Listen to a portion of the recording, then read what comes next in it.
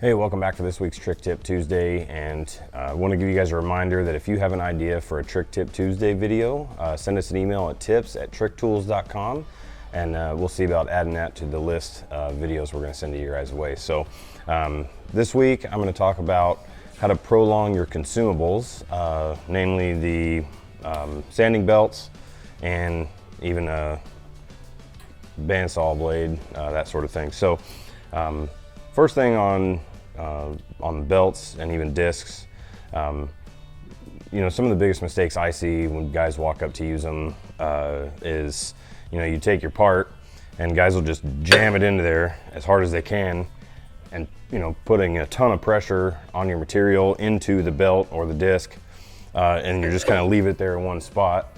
And before you know it, when you come back to your belt or your disc, you have a line where it's just worn all of the grit right off your belt. So, you know, part of using, you know, a belt or even a bandsaw blade is letting the consumable item do the work it's supposed to do, without trying to overload it. So the number one killer of abrasive material in this sense is heat. So the harder you're jamming that piece in there and leaving it in one spot, that belt's heating up, and it starts to break down the, I guess, the belt as far as what's holding all the grit to the paper, all that sort of thing. So the biggest thing is to just reduce the amount of heat that you're putting into your belt or your disc. So a couple of tips that I use when I'm grinding is, if I can, as long as it makes sense, when I'm grinding and I'm putting the part on the belt, I try to move the part kind of back and forth on the belt surface. Now that's going to vary depending on what size belt you have. This is a 6-inch belt. Like this machine here has a 2-inch belt, you know, but you got a disc here. But still, as much as you can, try to move your part on the surface a little. It doesn't have to be a ton, you don't have to be moving it fast, but just enough to move the work around the belt to be able to utilize the whole entire belt surface and not wear out one spot on the belt. So, and then again, you know, reduce the amount of pressure that you're applying into the belt in order to keep the heat down, let the grit of the belt do the work, and, you know, get the grinding done that way. And if, you know, if whatever you're grinding is really thick, you know, you really need it to do a lot of work, you know, you're going to want to use a, I guess, a heavier grit belt, you know, even down to like a 24 grit, 36, 40, that sort of thing.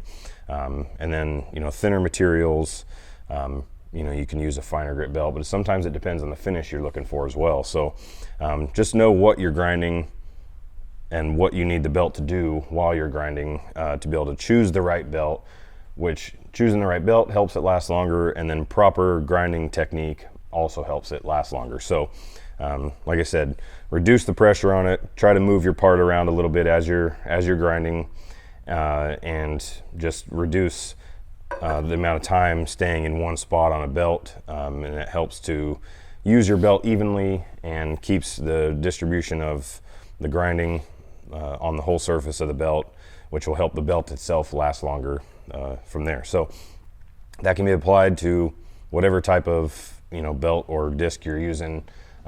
Move it around, choose the right grit, and make sure you're using proper pressure on the belt. So similar things can be applied to bandsaw blade. So on a bandsaw blade, you know what you're cutting, know what tooth count on the blade is going to get you the proper cut for the material, and then also make sure that you are using the proper amount of pressure. If you're applying too much pressure, depending on material you're grinding, you can damage the teeth on the bandsaw blade faster, you can wear them out faster.